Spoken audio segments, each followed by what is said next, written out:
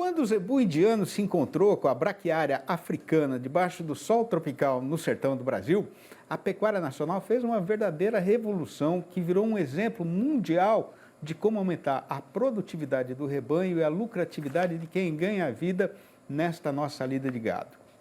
Mas já faz tempo que os companheiros e companheiras fazendeiros brasileiros adquiriram também a perfeita sabedência de que não adianta sentar e passar para a natureza a responsabilidade de produzir a comida da boiada. E a partir desse entendimento, o investimento no pasto passou a ser tão importante quanto o cuidado com os próprios animais. Pois então, nesta arte de escolher, plantar, cuidar e manejar a variedade de capim mais indicada para cada situação, a nossa parte aqui na televisão é fornecer informação de qualidade.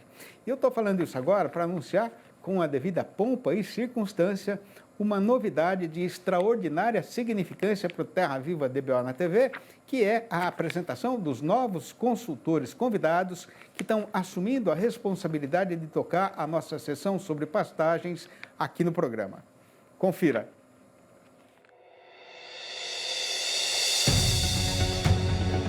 Felipe Moura é engenheiro agrônomo e mestre em ciência animal e pastagens pela Exalc-USP, a Escola Superior de Agricultura Luiz de Queiroz da Universidade de São Paulo. Felipe tem mais de 20 anos de experiência no agronegócio e é fundador do maior portal de pastagens do Brasil, o Pasto Online. A professora Janaína Martuscello também é a nova colunista do Terra Viva DBO na TV. Ela é zootecnista com doutorado em forragicultura e pastagens pela Universidade Federal de Viçosa. Tem ampla experiência em melhoramento de plantas forrageiras, manejo e adubação de pastagens. Janaína também leciona na Universidade Federal de São João del Rei, em Minas Gerais, e coordena o grupo de estudos em forragicultura da instituição.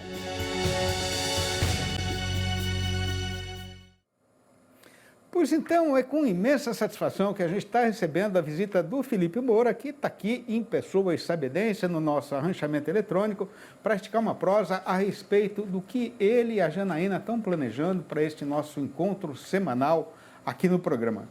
Boa noite, Felipe, seja muito bem-vindo aqui na nossa casa, que a partir de agora passa a ser sua também. Faça o favor de ficar à vontade, que você está entre amigos. Muito legal, eu agradeço a oportunidade e, na verdade, é tentar trazer, né, um pouco da nossa vivência no campo, também como produtor, mas fazendo o link da pesquisa para o campo. A Janaína é uma pessoa que está gerando informação todo dia e o que nós estamos fazendo é fazendo com que essa informação chegue no produtor. Fazenda não é lugar para ficar experimentando nada, é para usar a informação que já está pronta. Né? Uhum. Então... Muito bom. Ô Felipe, queria que você contasse um pouquinho para a gente, rapidamente, né? Por que foi que você escolheu se especializar nesse assunto de pastagem? No pasto é mais barato. Essa é até a frase da Janaína. E o potencial de produção do Brasil é tão grande. E logo depois que eu me formei, esse foi o gargalo que eu identifiquei na minha propriedade e que eu precisava melhorar a produção a pasto. Era ali que estava o maior retorno. Era ali que eu conseguia transformar um alimento mais barato possível em algo que tem um valor melhor. Então, e o bovino é a espécie que faz isso. Mas o bovino faz isso se tiver pasto. Se não tiver pasto, ele não vai fazer milagre. Esse foi o clique aí para ir para o lado mais especializado das pastagens mesmo. Ô Felipe, no Brasil a gente fala muito, né, de melhoramento genético do gado, né? Mas e o melhoramento genético do capim? Em que ponto a gente está em relação a isso? O Brasil tem uma das instituições que eu acho que quase nenhum país do mundo tem na magnitude que ela representa, que é a Embrapa. E muito do melhoramento desses cultivares novos de capins passa por lá. E a gente viu uma evolução muito grande ao longo dos anos. Porém, a gente não pode esquecer o seguinte, está no manejo, talvez ainda da planta forrageira que o produtor tem na casa dele, o grande potencial de talvez ter um retorno muito maior do que simplesmente ele tentar buscar uma nova planta. Mesmo que ela dê muito retorno, e dá mesmo, mas a gente tem que ter primeiro um retorno do que eu tenho na minha propriedade. Eu saí de alguma coisa que eu não sei manejar ainda para algo muito novo, eu não vou conseguir extrair essa essência. Então a gente sempre fala que a gente tem que fazer um crescente. Eu preciso começar com aquilo que está em casa, para chegar. Mas o Brasil tem dos melhores programas de melhoramento de forrageira, com certeza, e isso é um orgulho para nós. Mas você tem que saber usar todas elas, senão... Em relação a isso mesmo que você está falando, né, Felipe, como é que é hoje o relacionamento, né, o entendimento do pecuarista brasileiro em relação à pastagem? Porque até algum tempo atrás, quando a gente era criança, quando eu era criança, você não, que é bem mais novo que eu, mas até algum tempo atrás, o pecuarista meio que terceirizava isso aí, deixa que Deus cuida do pasto, né? Não é Deus que cuida, né? Não. E aí nós estamos lidando com um ambiente e com uma coisa que é conflitante, porque ela é antagônica ao mesmo tempo. A planta, e o pessoal que está em casa tem que entender isso. Você vai amanhã no teu campo e tenta olhar isso aí. A planta, para sobreviver, ela precisa do quê? De folha, para fazer fotossíntese. E aí ela sobrevive, ela vive, ela cresce, ela produz. O bovino que precisa pastejar, ele precisa da mesma folha. Então, olha que situação conflitante. Cabe a nós, pecuaristas, através do conhecimento, fazer com que essa interface, esse casamento funcione, que eu mantenha o pasto produzindo e que o animal também tenha desempenho. A ideia errada de que, não, aqui não precisa nada, eu estou jogando sempre um contra o outro, né? Porque se eu estou rapando o pasto, eu não tenho folha para o animal desempenhar, eu não tenho folha para a planta desenvolver. E se eu também estou jogando muito com baixa lotação e sobrando pasto, está perdendo igual.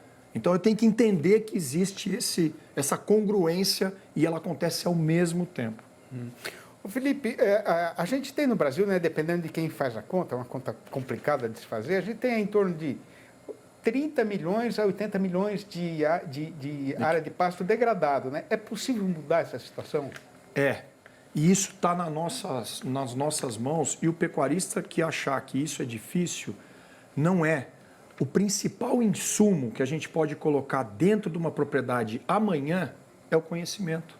Não é algo que tenha que transformar muito em termos de dinheiro, entendeu? Então eu preciso entender o que eu estou fazendo e mudar aquilo. Agora, a gente estava até conversando.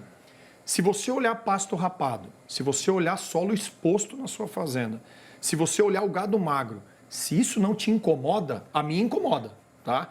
Mas se isso não te incomoda, provavelmente você está no negócio errado. Agora, se você quer ver pasto produzindo, gado gordo e não ver solo exposto na sua fazenda, com certeza você precisa mudar para a gente chegar nesse cenário. Do jeito que está, isso tem que te agredir. Então, nós precisamos melhorar esse cenário. Senão, não tem como produzir, né? O que é que o produtor brasileiro, o pecuarista brasileiro precisa fazer para o pasto dele não degradar?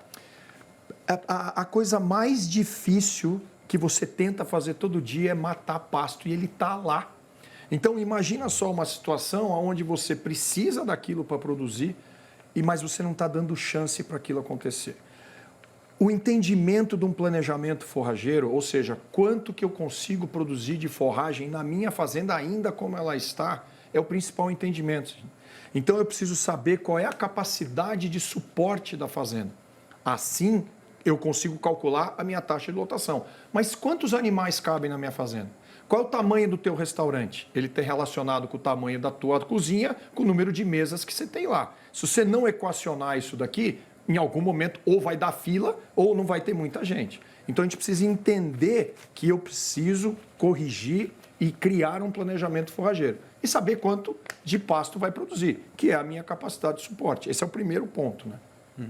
Felipe, bom, a gente vai ter aí, espero, muito tempo pela frente para projear, etc. Né? Então, eu queria, rapidamente, assim, o que é que você e a Janaína estão planejando daqui para frente para a nossa coluna sobre pastagem? A gente gera muito conteúdo, principalmente nas mídias sociais, então a forma de abordar a pastagem, ela não é só única e exclusivamente de um ponto. A gente toma um cuidado muito grande de fazer com que essa sequência de conteúdo ela faça sentido, tanto para quem está assistindo, mas é a mesma sequência para você aplicar na sua fazenda. Então, a gente toma o cuidado de levar a informação, mas que ela seja aplicável naquele momento. Então, agora voltou a chover no Brasil, na maior parte das áreas. O pasto vai voltar a brotar. Eu preciso gerar conteúdo para essa situação, né? Então, a ideia é fazer com que tudo isso faça sentido. E eu acho que vai fazer. Com certeza vai fazer. E para a gente é uma grande honra, né? Legal. E um grande prazer ter você e a Janaína junto com a gente na nossa comitiva do Terra Viva DBO na TV. Sejam muito bem-vindos. Eu que agradeço. Né? E a casa é nossa. Todo nosso. É tudo nosso, que nem eu tudo falo. nosso. Muito obrigado. Valeu.